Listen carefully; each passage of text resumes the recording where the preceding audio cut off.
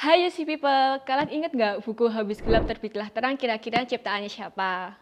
Nah, pasti udah pada tahu dong. Jadi, tanggal 21 April ini kita akan memperingati Hari Kartini, yang merupakan hari kelahiran pahlawan nasional Raden Ajeng Kartini atau dikenal dengan R.A. Kartini, diperingati sejak tahun 1964.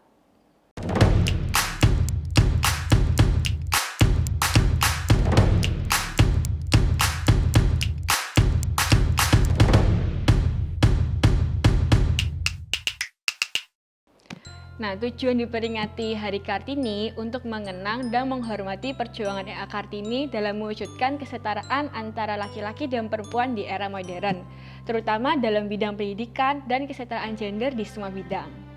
R.A. Kartini dikenal sebagai tokoh emansipasi wanita yang menentang keras pasifnya posisi wanita di Indonesia pada sistem masyarakat, keluarga, dan pemerintahan.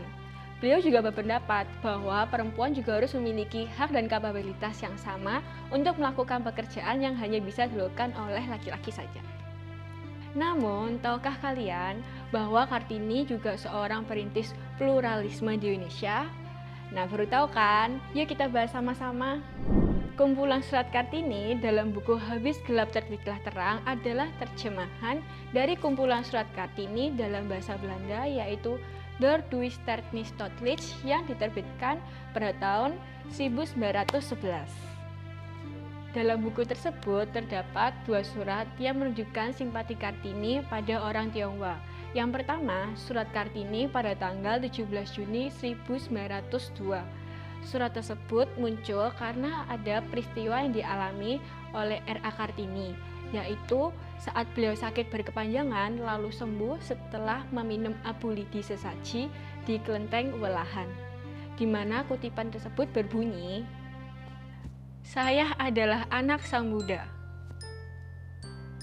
Yang kedua, surat Kartini pada tanggal 27 Oktober 1902, Kartini menuliskan, "Di surat kabar baru saja saya baca bahwa beberapa anak perempuan Cina mengajukan agar mereka diperbolehkan turut menempuh ujian guru.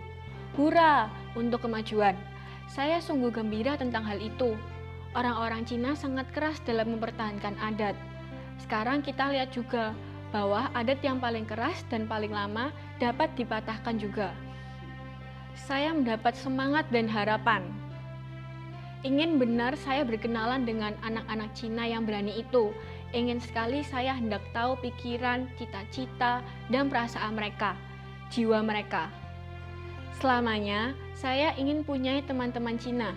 Saya ingin benar hendak mengetahui hidup kejiwaan anak perempuan Cina semacam itu. Pasti banyak keindahannya." Namun, ketika buku Door Duister Nistotlich ini diterjemahkan kembali secara selektif oleh Armin Panne menjadi buku Habis Gelap Terbitlah Terang pada tahun 1938, di mana kedua surat tersebut tidak diikutkan. Pada tahun 1979, terbit buku terjemahan lengkap Door Duister Nistotlich oleh Sulastin Sutrisno, yang merupakan Profesor Fakultas Sastra Universitas Gadjah Mada, berjudul Surat-Surat Kartini, dan dua surat Kartini yang hilang kembali terbit. Pada tahun 1987, FGB Jacquet menemukan kumpulan surat-surat Kartini yang belum diterbitkan. Jacquet ini merupakan petugas arsip di Belanda, di mana buku tersebut berjudul Breven. 2 tahun kemudian, pada 1989, Sulastin Sutrisno kembali dipercaya menerjemahkan dan total terdapat 4 surat tentang Tionghoa plus Arab. Nah, pada salah satu suratnya terdapat surat yang memuji Oei Tiong Hem sebagai seorang filantropis. Di pihak lain, Kartini juga mencela sikap kolonial yang selalu memojokkan Tionghoa. Kartini pun juga melakukan pembelaan kepada golongan Tionghoa.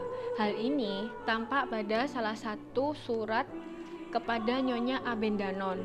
Kartini memuji Oei Tiong Hem sebagai ayah anak-anak perempuan yang maju.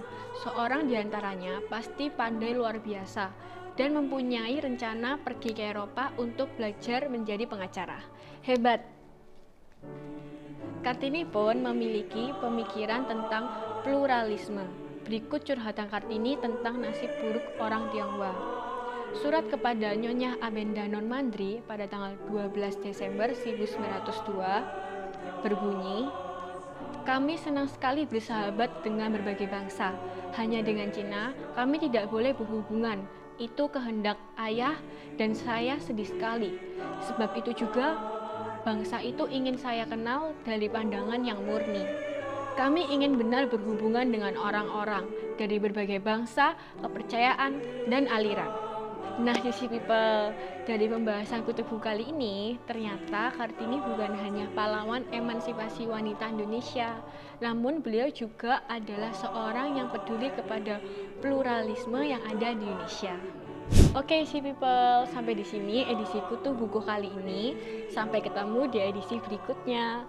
Bye-bye!